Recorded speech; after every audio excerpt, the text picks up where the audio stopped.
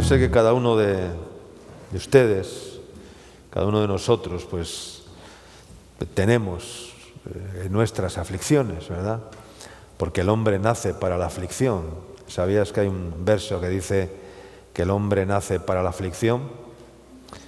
No hemos nacido para la diversión.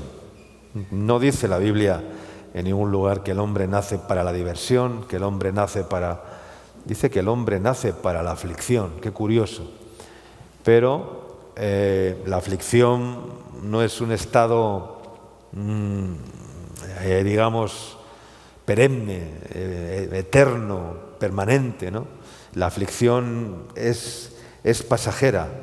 Y la Biblia dice que tenemos que ser afligidos en diversas pruebas, sabiendo que la prueba de nuestra fe produce paciencia, y tenga la paciencia su obra perfecta, para que estemos completos, sin que nos falte cosa alguna, dice la palabra del Señor. Así que todos atravesamos aflicciones, situaciones personales, familiares, luchas físicas, psíquicas, emocionales y espirituales, por supuesto que sí, situaciones de dificultad, porque el Señor nunca nos dijo que el camino iba a ser fácil.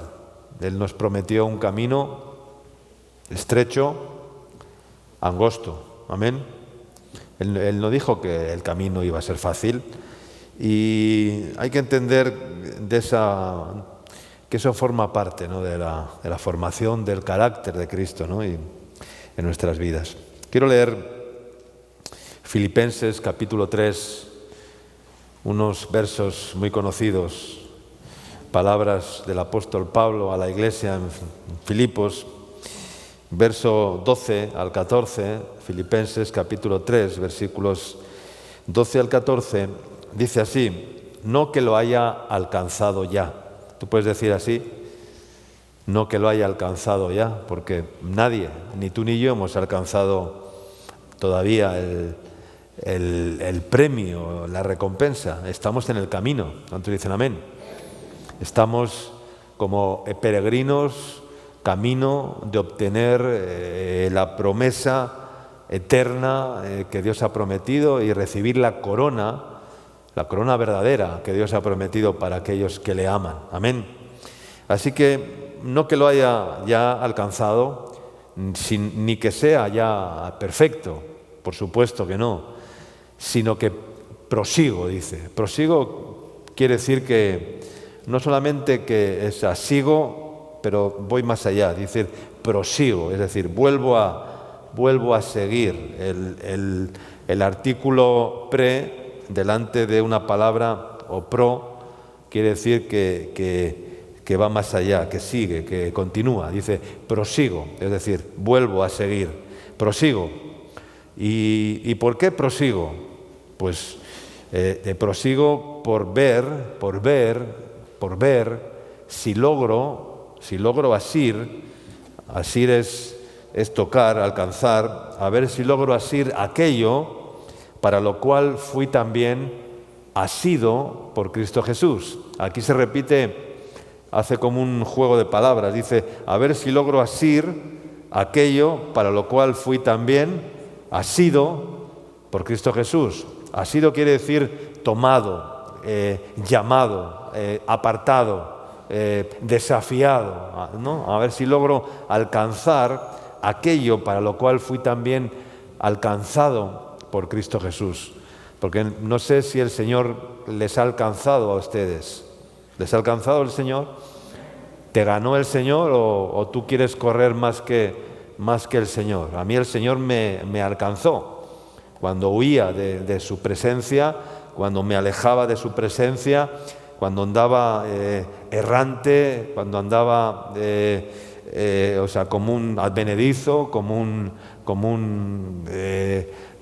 hijo rebelde, como un hijo pródigo. El Señor me dijo, ahora te voy a alcanzar para que vengas conmigo, ¿no? Y para que vayas detrás de mí, para que prosigas, para ver si logras asir aquello para lo cual yo también te he alcanzado. Amén. Y dice, hermanos, verso 13, yo mismo no pretendo haberlo ya alcanzado. Yo mismo no pretendo haberlo ya alcanzado. Pero una cosa hago, dice, olvidando ciertamente lo que queda atrás y extendiéndome a lo que está delante, prosigo a la meta, al premio del supremo llamamiento de Dios en Cristo Jesús. ¿Cuánto dicen amén? Prosigo a la meta, dice, al premio. ¿Y cuál es el premio? El premio dice que es el supremo llamamiento.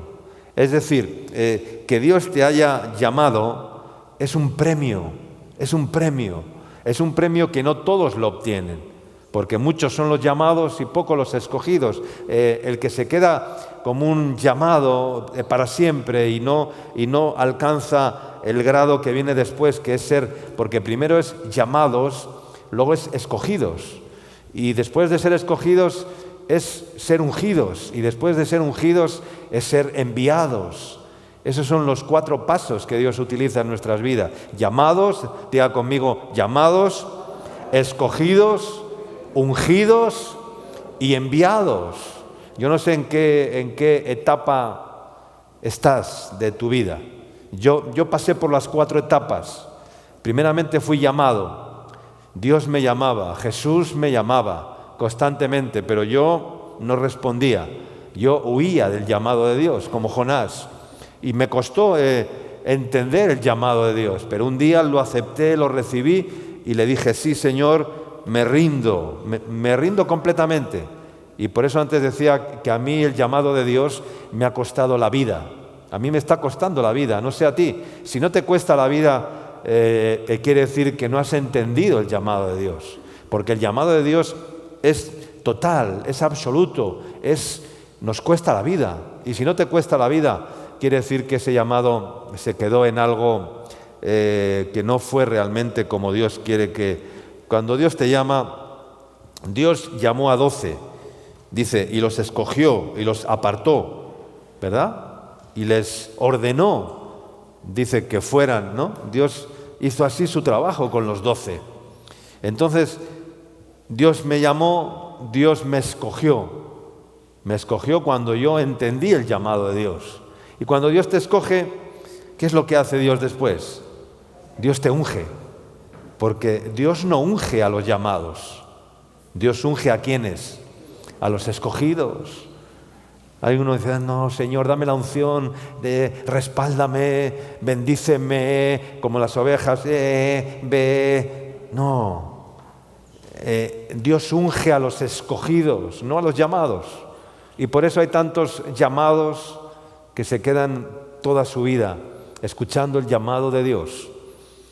Cada domingo, cada enseñanza, cada predicación, cada mensaje.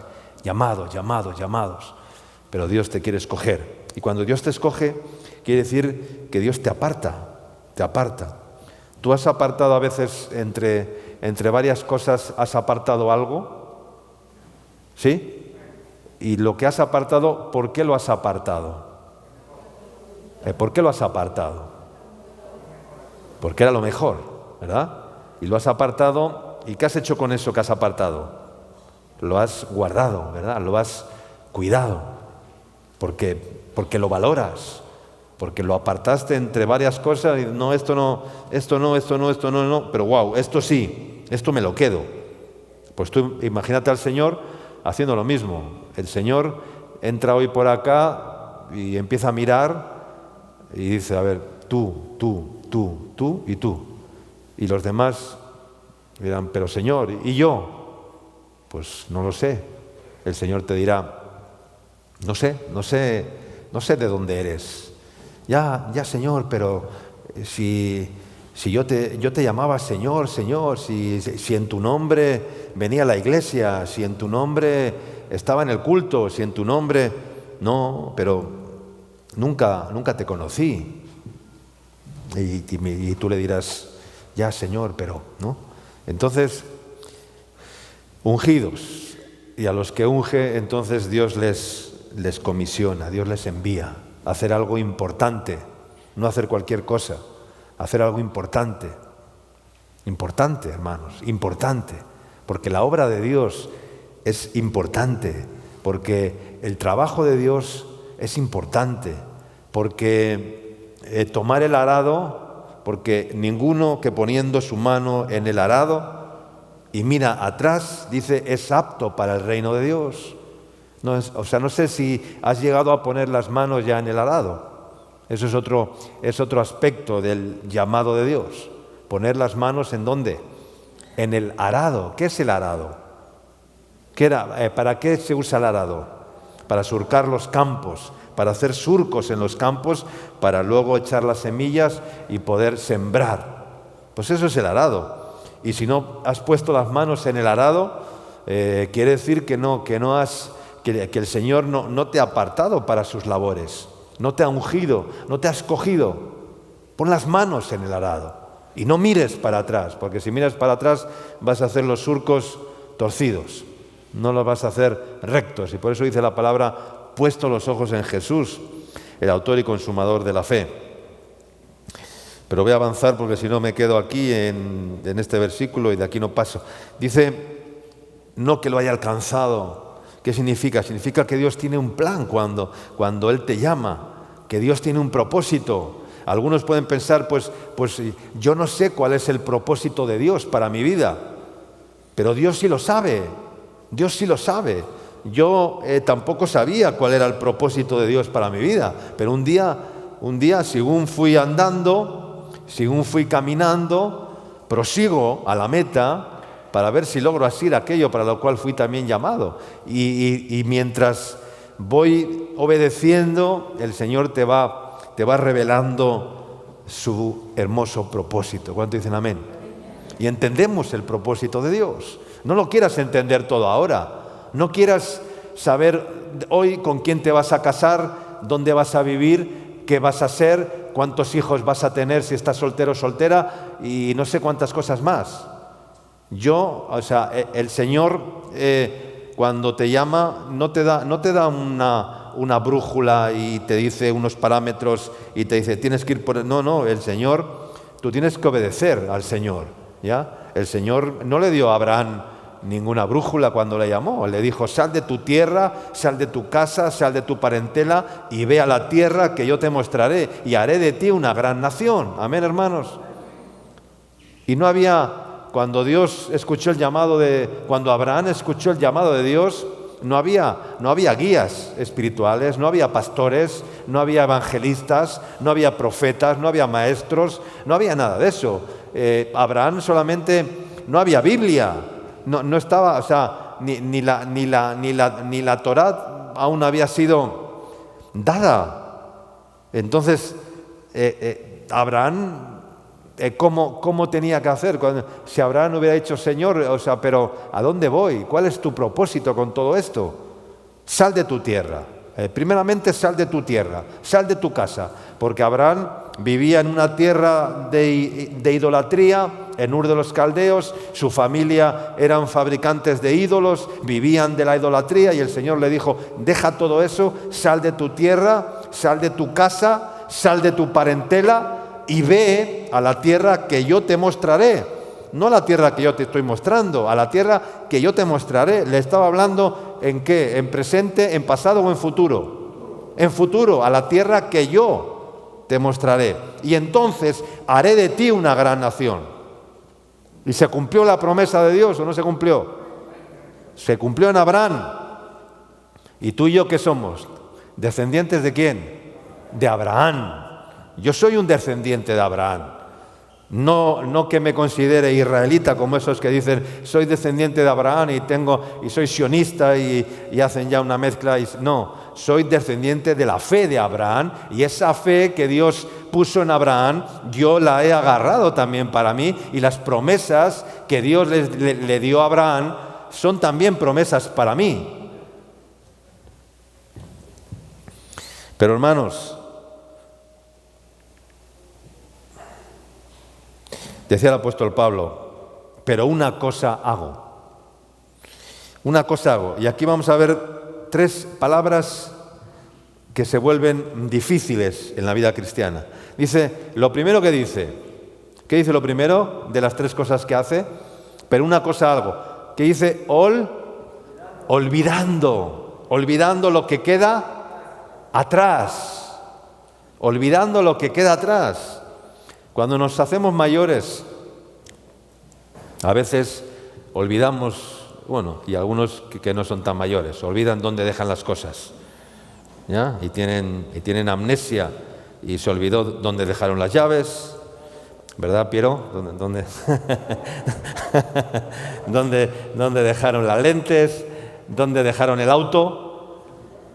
Un día yo fui a un centro comercial inmenso en no sé dónde y cuando fui a buscar el auto no lo encontraba. No, porque no me fijé, ni hice foto, ni puse el color del parqueadero y eran un montón de plantas, inmenso, y no encontraba el coche. Y horas, casi una hora buscando el coche y no lo encontraba. Claro, y no puedes hacer plin, a ver, como ves en las películas, a ver si suena, ¿no? Vas así con el control, así haciendo así, a ver si suena, ¿no? A ver si se encienden las luces, ¿no? Ahí está. Porque igual ni estás en la planta donde estaba el auto, imagínate. Pero nos hacemos olvidadizos. Pero a veces no olvidamos. Hay personas que no olvidan lo que alguien les hizo hace 10 años, 20 años, que no olvidan, que no perdonan, porque en sí perdonar es olvidar. ¿Cuánto dicen amén? Perdonar es olvidar. Dios se olvida de tus pecados. Cuando Dios te perdona, dice que Él se olvida de tus pecados y los echa ¿a dónde? A lo profundo del mar. Dice, y no se acuerda nunca más de ellos. No se acuerda. Hay personas, Dios no se acuerda, pero tú sí te acuerdas. ¿Cómo puede ser eso, hermanos? A ver, si Dios dice que los entierra a lo profundo del mar y tú vas con una red y los quieres volver de nuevo a sacar de lo profundo del mar, y imagínate con una red queriendo sacar de nuevo los pecados que Dios ha enterrado ya, y tú ahí empeñado, cuando Él se ha olvidado ya de ellos y no se acuerda más de ellos, tú estás ahí con la red queriendo sacar esos pecados a flote nuevamente. No se acuerda más de ellos. Olvidando ciertamente lo que queda atrás, olvidando nuestros logros, olvidando nuestras victorias, porque no podemos vivir de victorias pasadas, olvidando nuestros fracasos, porque no podemos vivir con el peso de los fracasos pasados. Y lo más difícil que hayamos en nuestras vidas es olvidar no solamente lo que me han hecho, sino los errores personales. Hay que olvidarlo porque están bajo la sangre de Cristo. La palabra es más difícil. Ahora bien, no olvides tus deudas. Eso qué fácil es olvidar las deudas, ¿no? De las deudas, es que no me acordaba que te debía tanto. De eso nos olvidamos rápido los seres humanos, ¿verdad? Ay, amigo, qué pájaros que somos. Hay algunos que son muy pájaros. Se olvidan de lo que no se tienen que olvidar. Y Dios, olvídalo después de que has cancelado tu deuda. Ahí sí, ahí ya te puedes olvidar.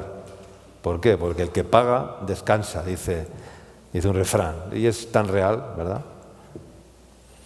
Cuando te oprimen las deudas, no te dejan dormir, ¿verdad? Y estás ahí con... ¿verdad? Y cuando pagas, descansas. Y tu conciencia descansa. Aleluya, porque hay que restituir. Olvidando ciertamente lo que queda atrás y extendiéndome a lo que está delante. Extendiéndome a lo que está delante es obedecer a la fe. Entonces acá tenemos el cuadro de un corredor que no mira atrás, que se extiende y que se está esforzando como una flecha en un arco, darlo todo, y la vida cristiana exige toda nuestra fuerza, nuestra energía, nuestro trabajo. No es un trabajo de fin de semana o de domingo, es un trabajo permanente, es un trabajo 24 horas. Dedicarnos a cumplir el llamado y la visión y el propósito de Dios en nuestras vidas. Amén.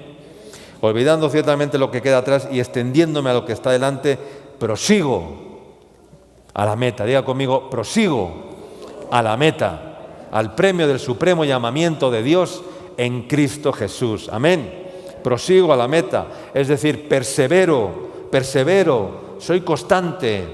Amén. Porque si tú estás dispuesto a olvidar y a extenderte y a correr con toda tu energía, quiere decir que estás perseverando. Prosigo a la meta con paciencia. La meta es decir, Señor, quiero agradarte, quiero ser aprobado, quiero correr la carrera según las reglas, no quiero hacer trampas, no quiero ser un salteador, quiero entrar por la puerta siempre, no quiero usar atajos, caminos equivocados, no quiero usar... No, el que corre, dice...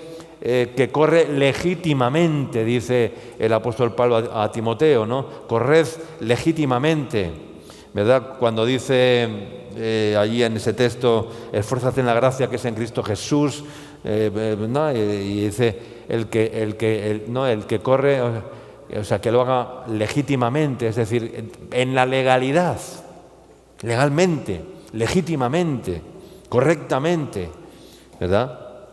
Sin hacer trampas.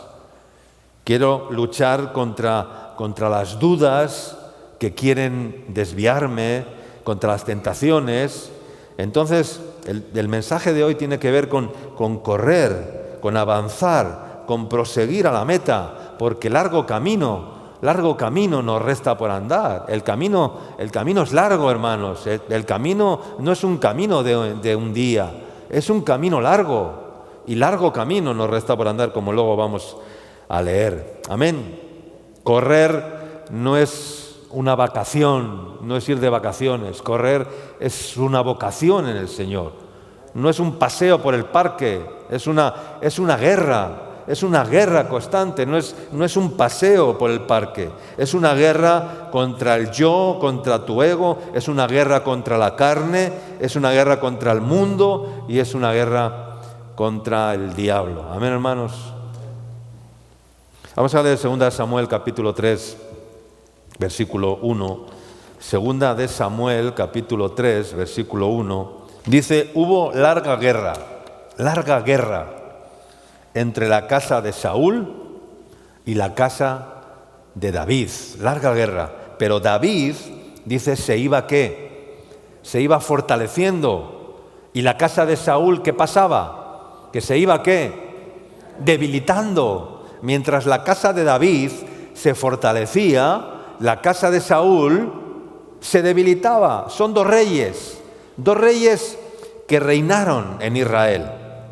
Claro, hay una gran diferencia entre uno y otro, porque Saúl fue elegido por el pueblo demandó tener un rey, porque no habían tenido rey hasta que escogieron a Saúl.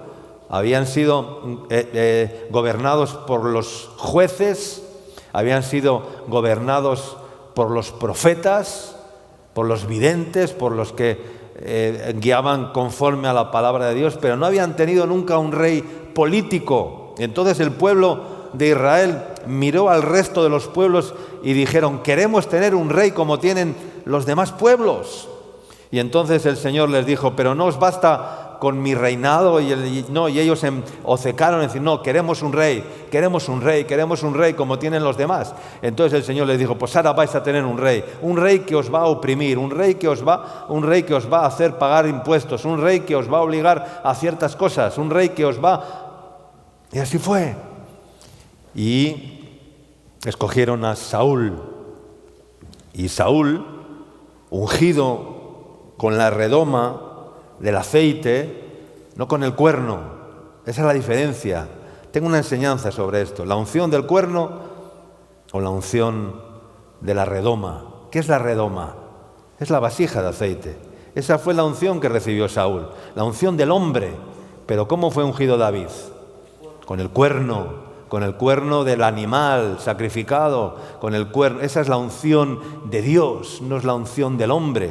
Y por eso hubo una gran diferencia entre uno y otro. ¿Y cómo acabó uno y cómo acabó otro? Madre mía, ¿cómo acabó Saúl? ¿Cómo acabó Saúl? Se suicidó. ¿Y David acabó cómo? Pues lleno de días, murió en paz, reinó en Israel y fue prosperado. Saúl, en cambio, fue un rey que nunca tuvo temor de Dios, nunca hizo caso a Dios, desobedeció a Dios y las consecuencias fueron nefastas. Entonces, hermanos,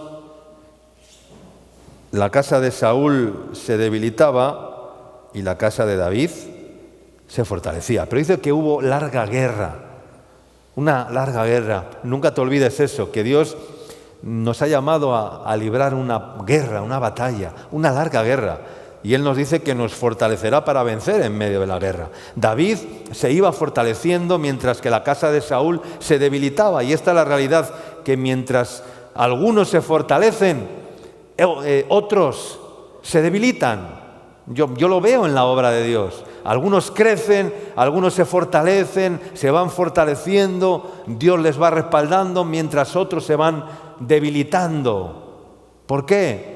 Ese es el orden de la victoria de Jesús. Los demonios se han de ir debilitando y han de salir huyendo. Debemos ir venciendo y venciendo cada día nuestras carnalidades, nuestras debilidades, nuestro carácter y tantas cosas.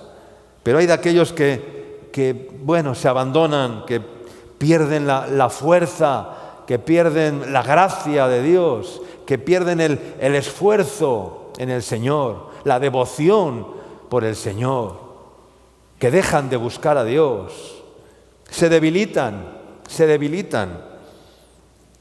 Y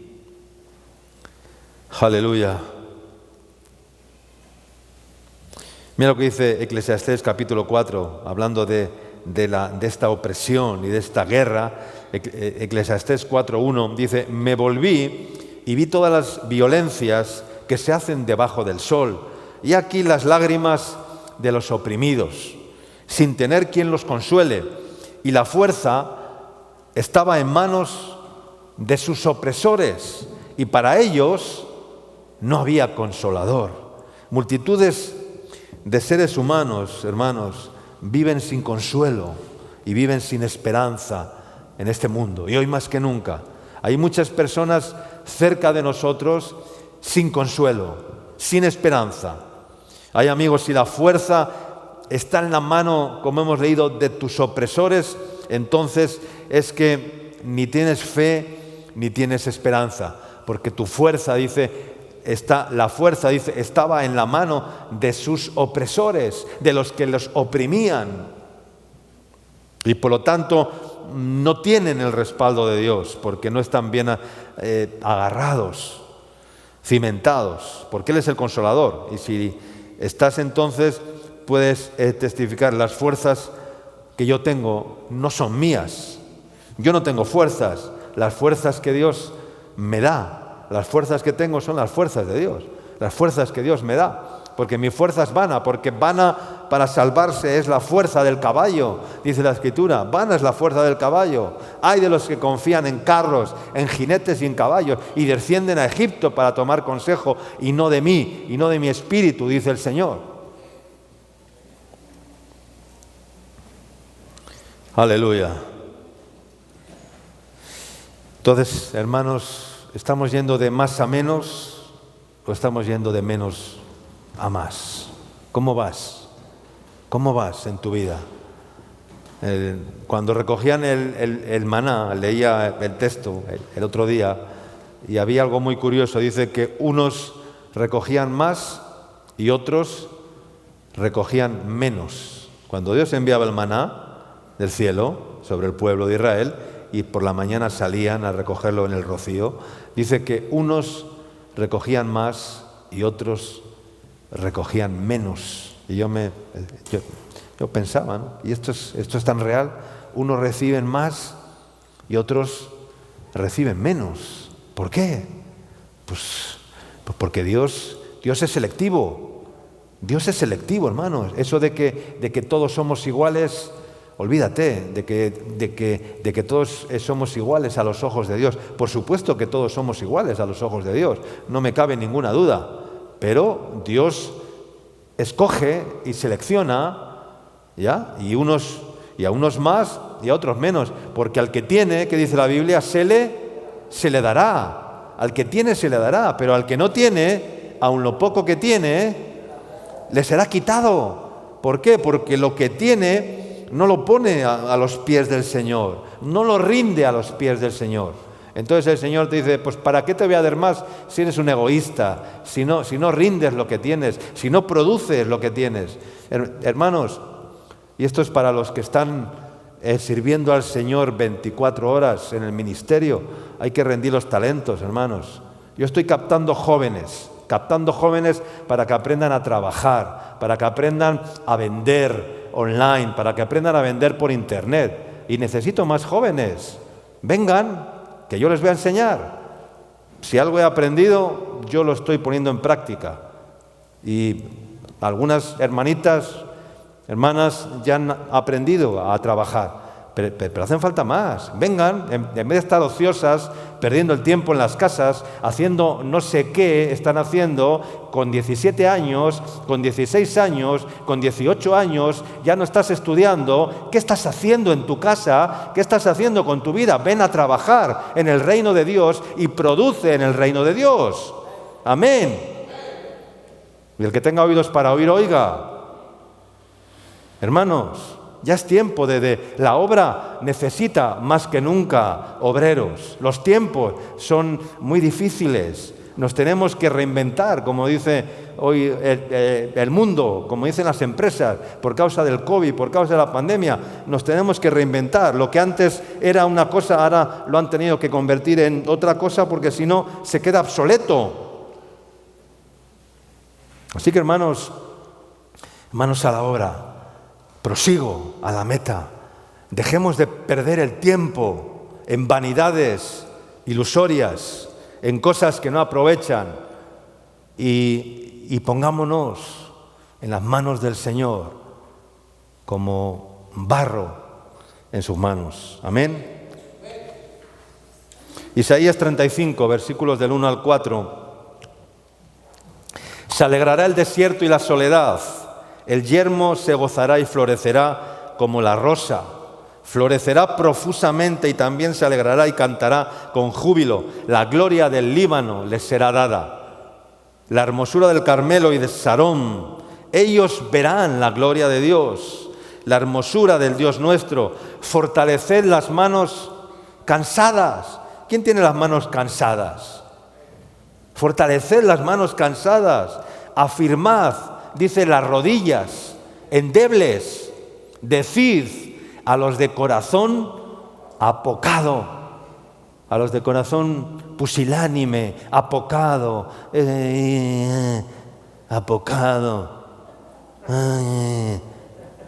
corazón apocado. Decid a los de corazón apocado, ¿qué hay que decirles? Esforzaos, no temáis. He aquí que vuestro Dios, mi Dios, tu Dios, vuestro Dios, ¿cómo viene?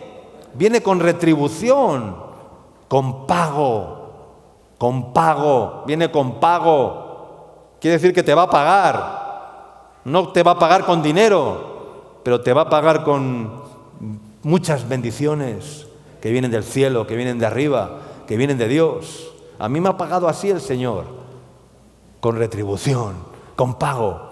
Porque un día dejé de tener las manos cansadas, dejé de tener las rodillas endebles, dejé de tener el corazón apocado y le dije, Señor, aquí estoy. Amén. Y el Señor viene con retribución, con pago. Él mismo vendrá y os salvará. Dice, se alegrará el yermo en la soledad, se gozará. Tú y yo éramos como un yermo en el desierto. Éramos un desierto. El yermo es un arbusto del desierto, seco, estéril, sin vida, sin fruto. Eso es un yermo.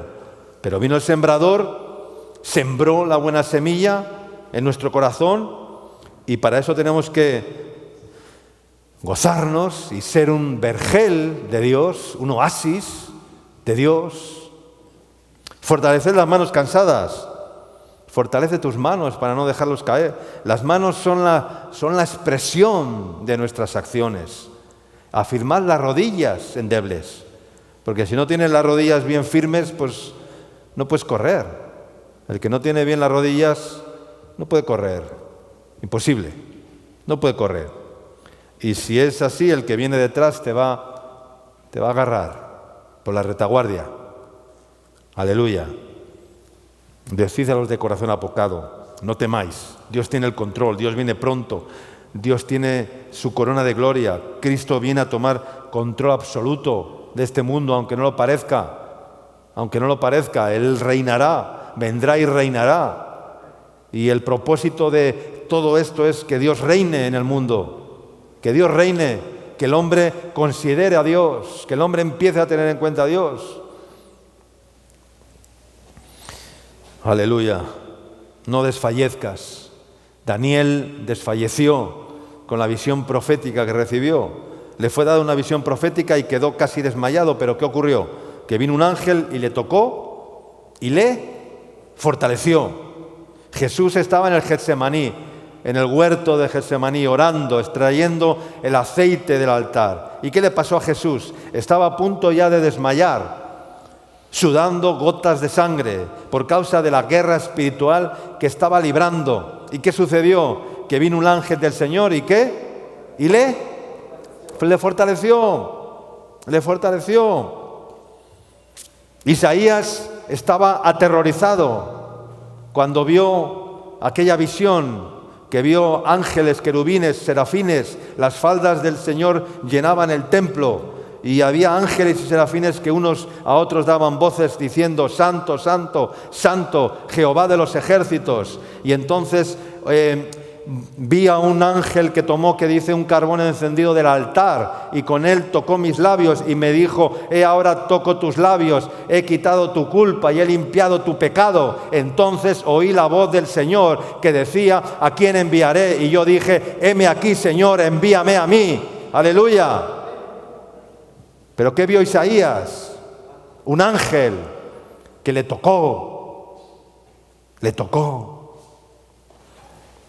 Ezequiel comió del rollo y pudo profetizar y declarar la palabra a un pueblo rebelde, porque vino un ángel del Señor. Últimamente hablo mucho de los ángeles, no sé por qué. Igual es porque me llamo Miguel Ángel. Y tengo un ángel, varios ángeles, estoy seguro que tengo varios ángeles, pero tú también puedes tenerlo, y seguro que los tienes, porque el ángel del Señor acampa alrededor de los que le temen y los defiende. ¡Aleluya! El ángel del Señor, hermano, hay un ángel, pero el ángel va con aquellos que le temen, no con aquellos que son unos rebeldes, obstinados y que no quieren tener en cuenta a Dios. Y aún así el Señor cuida de ti, porque no sabías, dice, cuando Efraín, dice, era rebelde, dice, aún yo, y él no sabía, dice Oseas, que yo le cuidaba. Aún sin tú saberlo, hermano, Dios tiene un ángel cuidándote, porque Dios tiene un propósito y estás predestinado. ¿Sabes lo que es la predestinación? O sea, que Dios ya te ha escogido desde antes de la fundación del mundo, como dice Jeremías. Siendo un niño, dice, ¿pero quién soy yo? Dice, pues Dios me escogió desde el vientre, dice, de mi madre. Mi embrión, dice, vieron tus ojos. ¡Aleluya! Mi embrión vieron tus ojos. Pero hay que ser conscientes de esto, hermanos, que desde que estábamos en el útero y en el embrión de nuestra madre, Dios ya nos estaba mirando. Amén. Yo estoy seguro de ello, porque Dios me guardó en el camino cuando era un perdido, cuando era una bala perdida. Dios me cuidó, Dios me libró de peligros. Podía haber muerto, podía haber caído en un... pero Dios me libró, porque tenía un propósito para mi vida. Amén, hermanos. Igual que tiene con la tuya. Aleluya. Primera Reyes 19, versículos del 1 al 8. Acab dio a Jezabel la nueva de todo lo que Elías había hecho y de cómo había matado a espada a todos los profetas.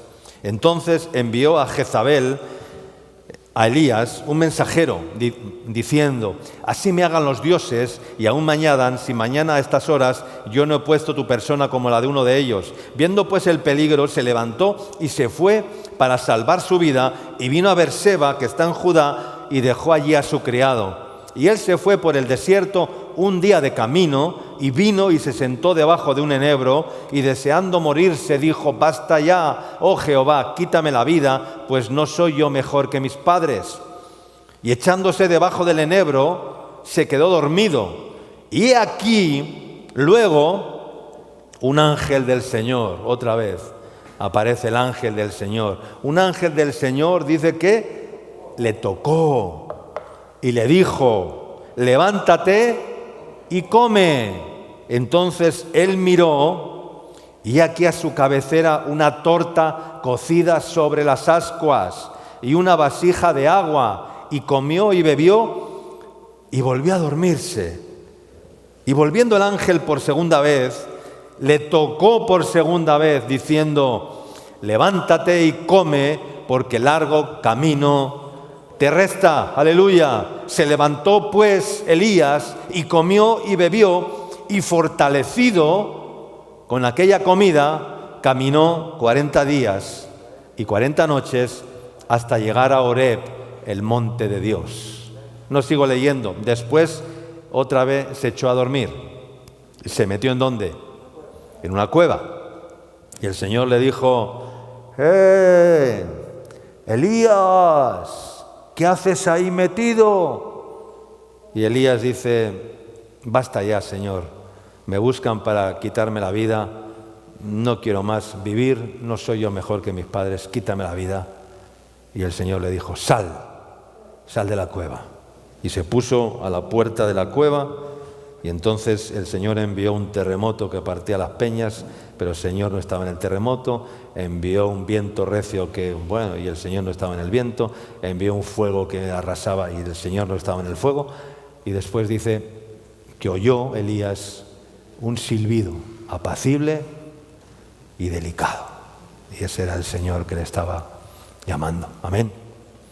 Y le dijo: vete, porque aún me he reservado 7,000 que no han doblado sus rodillas delante de Baal. Amén. Y tienes que ungir a Jehú por rey de Israel, a no sé qué, a Azael por sacerdote y a Eliseo por profeta, para que sea tu sucesor en el ministerio profético que yo te he dado. Aleluya.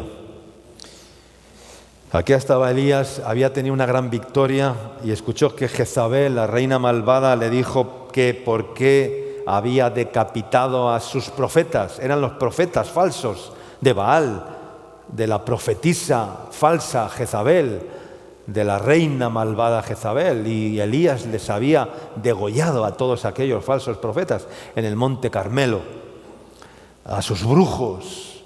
Y ella mañana le dice: a estas horas... Le dice: mañana a estas horas pondré precio por tu cabeza. Siempre el enemigo va a levantar a una persona para atemorizarte. Siempre el infierno va a levantar a una Jezabel, a un principado, para decapitarte, para vencerte, para destronarte, a una persona malvada para destruir tu fe y abandones. Dice la Biblia que Jezabel no le encaró cara a cara. ¿Envió a quién? Envió un mensajero a decirle: Elías, mañana a estas horas yo voy a poner un precio por tu cabeza. No fue ella, porque ella no son así los demonios, no van de frente. ¿Envían qué? Envían sus mensajeros, como hizo la malvada Jezabel. Envió un mensajero. Y los demonios son así, mandan voces, mentiras, ordenan cosas para lastimar, para activar miedo, para conseguir que dejes de hacer lo que Dios te ha dicho que hagas y hagas todo lo contrario y te abandones y te encierres en ti mismo y te oprimas y te deprimas en una cueva, para que empieces a pensar a pensar, como le dijo Jezabel, que mañana a estas horas iba a estar muerto, para darte un futuro incierto. ¿A cuántas personas el Señor no les... porque los demonios le están hablando, pero ¿qué va a ser de tu vida? ¿Qué va a ser de tu futuro? ¿Qué va a ser de tus hijos? ¿Qué va a ser? Un futuro incierto, temores, temores, temores y más temores. Y eso es lo que hace el diablo, infundir temores, infundir miedo. Y en este tiempo más que nunca, infundir pánico en el ser humano, terror, horror, miedo, pánico y pánico y pánico. Y el mundo está lleno de pánico, horrorizado, atemorizado. Te va a suceder lo peor, vas a perder tu trabajo, vas a perder tu salud.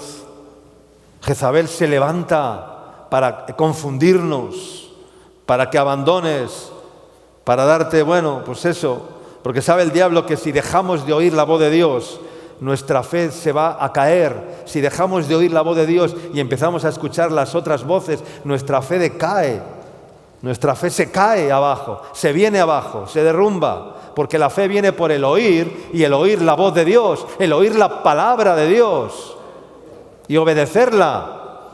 Elías dejó de oír la voz de Dios y se puso a oír la voz de la malvada Jezabel.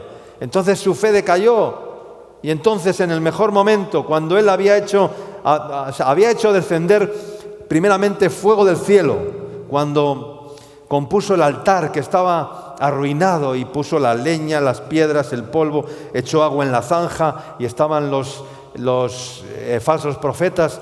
El que invoque al cielo y descienda fuego del cielo, ese es el Dios. Y los falsos profetas estaban invocando a su Dios todo el día y se sajaban, se hacían de todo, se hollaban y no respondía. Y Elías les miraba y decía, pero ¿no veis que no responde? Y entonces Elías compuso el altar y entonces invocó al Dios del cielo y imploró para que descienda fuego del cielo, y fuego cayó del cielo y el altar fue consumido por el fuego de Dios. Entonces dijeron, ese es Dios, ese es Dios, ese es el Dios de Elías, ese es el Dios verdadero. Amén. Después de eso mató a los profetas falsos, hizo heroicidades. Pero cuando más fuerte estaba, cuando más victorioso estaba, escuchó a Jezabel en esas horas que le iba a cortar la cabeza. Escuchó esa voz, tuvo temor y se metió en la cueva y se puso debajo de un árbol y le dijo, Señor, me quiero morir. Y entonces se le aparece el ángel y le dice, levántate y come, Elías, porque largo camino te resta. Y esa es la palabra del Señor esta mañana, largo camino te resta, prosigo a la meta.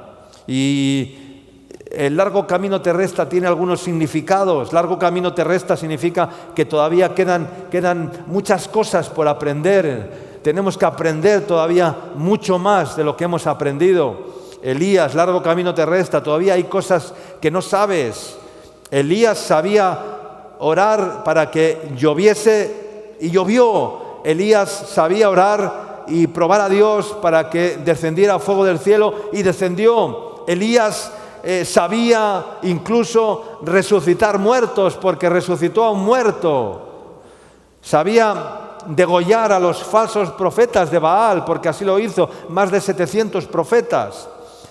Pero no sabía mantenerse en pie en medio de una situación de presión, ¿verdad? Y en una situación de persecución se debilitó de tal manera que terminó abatido.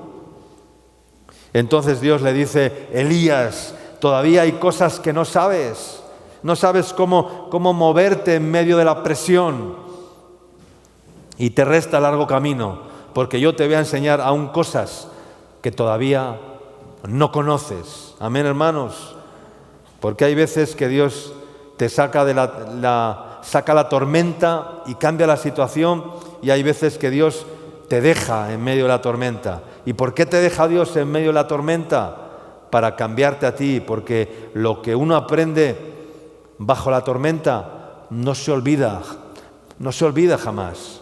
Y por eso Dios a veces nos deja en los desiertos, en las tormentas, para que aprendamos ciertas lecciones en la vida. Largo camino te resta significa que hay bendiciones aún para nuestras vidas. Amén. Y toca hacer lugar en tu espíritu, que Dios te ha bendecido hasta hoy, pero hay más, porque hay largo camino que nos resta por andar. Elías, no viste todas las bendiciones, yo te daré aún más bendiciones. Espéralas, búscalas, alcánzalas, te dice el Señor. Largo camino me resta significa que mañana será mejor que hoy. ¿Cuánto dicen amén? Mañana siempre el mañana será mejor que hoy. Amén, hermanos. Jezabel le dijo, mañana Elías te cortará la cabeza. Y se le aparece Dios a Elías y le asegura y le dice, mañana no, mañana largo camino te resta por andar, Elías. Amén. Traducido, aquí el que decide cuándo se termina o no es Jezabel. Aquí el que decide con tu vida soy yo, le dijo el Señor a Elías. No es lo que diga Jezabel. Jezabel está diciendo que te va a cortar la cabeza. Pero yo te digo, Elías, que largo camino te resta por andar. Levántate y come, porque no es Jezabel quien decide las cosas. El que decide las cosas soy yo, que soy el Rey soberano.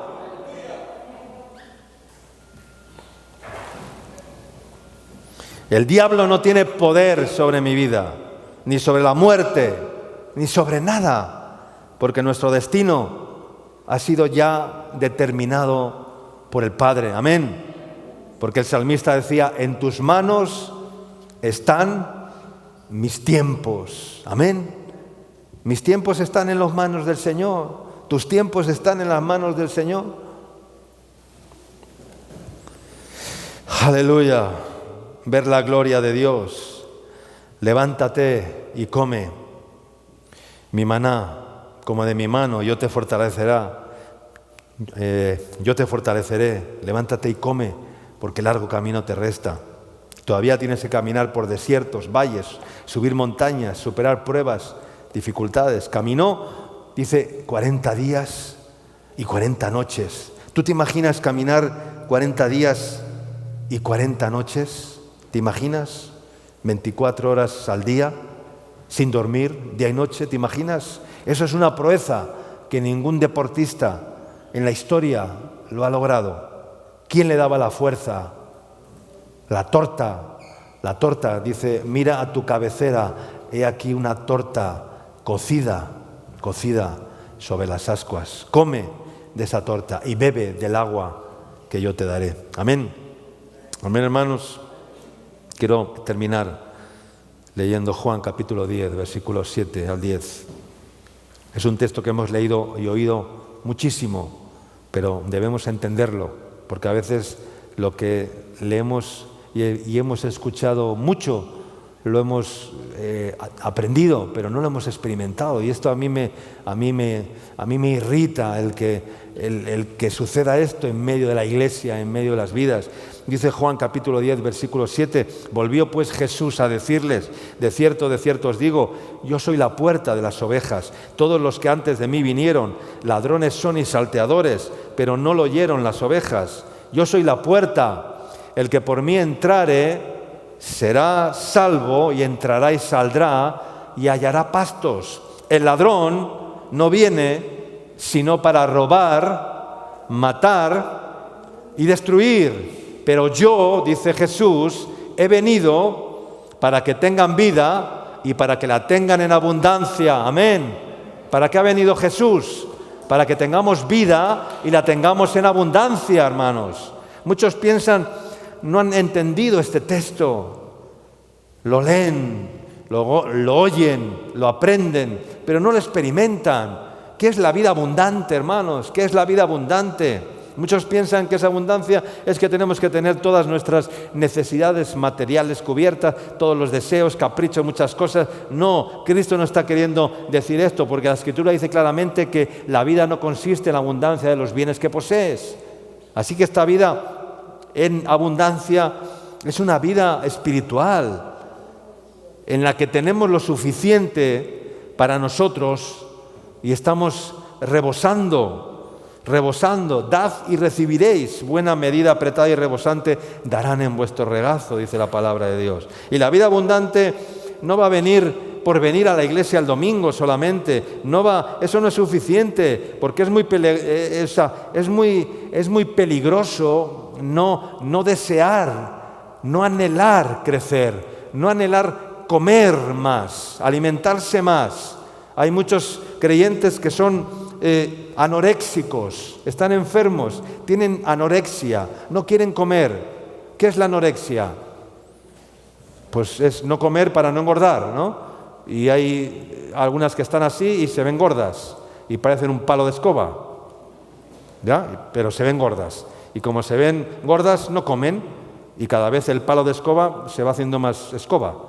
Y al final el palo pues se queda, ¿verdad? Y hay cristianos anoréxicos que no comen, que piensan que no necesitan comer. Y hermanos, Cristo no está queriendo decir esto, porque la Escritura dice claramente lo que he dicho, ¿no? Pero, la vida abundante es desear comer. Bienaventurados los que tienen hambre y sed de justicia. Dice, porque ellos serán saciados. Amén, hermanos. Pero ¿cómo podemos experimentar esa vida abundante? Pues muy sencillo. Desear comer y comer. Por supuesto, porque el que tiene más hambre, cuando alguien se sienta a la mesa, unos comen más y otros comen menos, ¿a que sí? El que tiene mucho hambre, pues come mucho. El que tiene poco hambre, poco apetito, pues come poco y con un pequeño platito le basta, con una ensaladita le basta, pero hay otros que con la ensalada se quedaron peor que como empezaron y no les sirve y necesitan el arroz, necesitan el pollo y necesitan el fideo y necesitan no sé qué, y la ensalada no les llena. ¿No te ha pasado eso alguna vez, que has comido solo ensalada y claro que sí. Entonces, hermanos, creo que todos nos debemos identificar en algún momento de nuestra vida con el hijo pródigo. No porque tengamos que ser hijos pródigos, sino por lo que experimentó y por lo que dijo. ¿Qué dijo? Que en la casa del Padre había ¿qué? Abundancia de pan. Abundancia de pan. Para no enfermar como enfermó el hijo pródigo, que se estaba muriendo literalmente de hambre.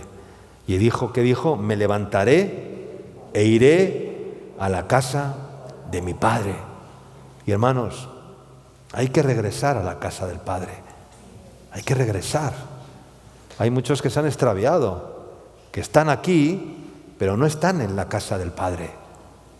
Y tienes que recapacitar esta mañana y decir, pero si estoy comiendo algarrobas, si estoy comiendo el alimento que no aprovecha, si estoy desgastando mi tiempo en cosas vanas, si en la casa de mi Padre, cuando estaba allí, había abundancia de pan y me fui como un necio, y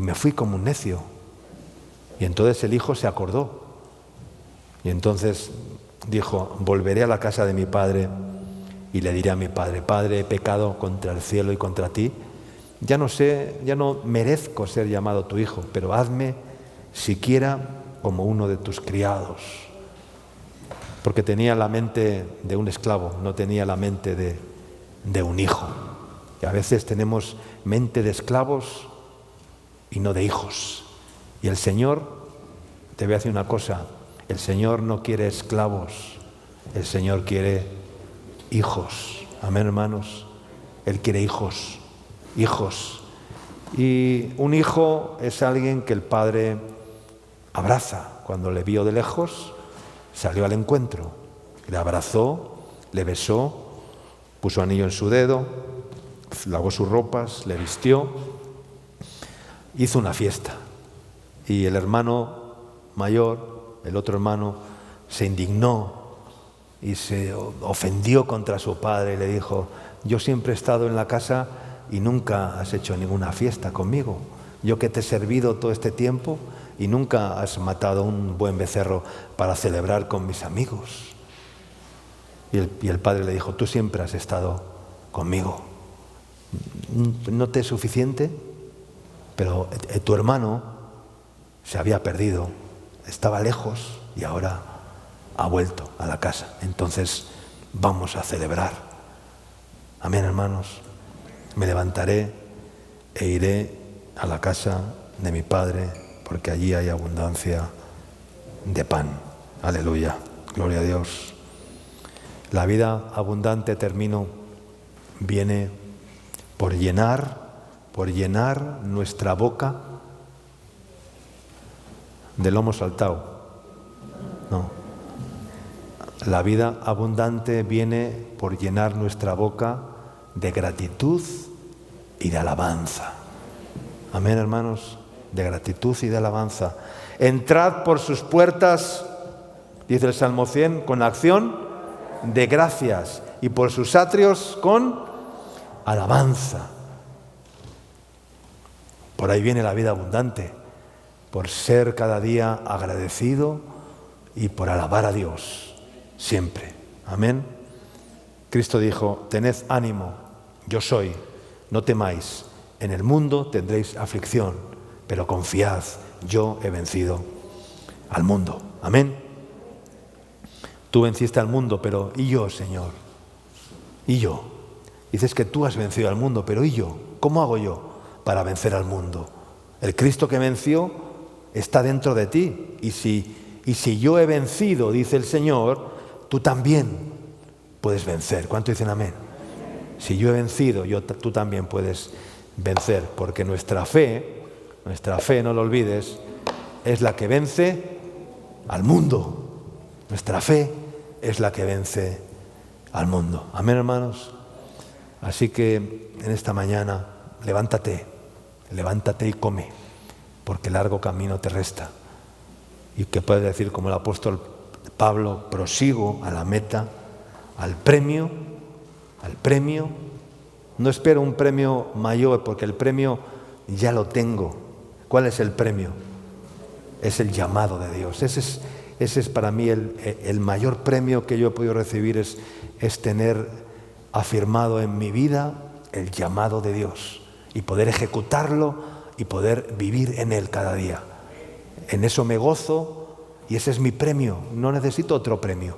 No necesito galones, no necesito títulos, honores honoríficos, no necesito medallas, no necesito nada de eso, porque la honra viene de Dios. Amén.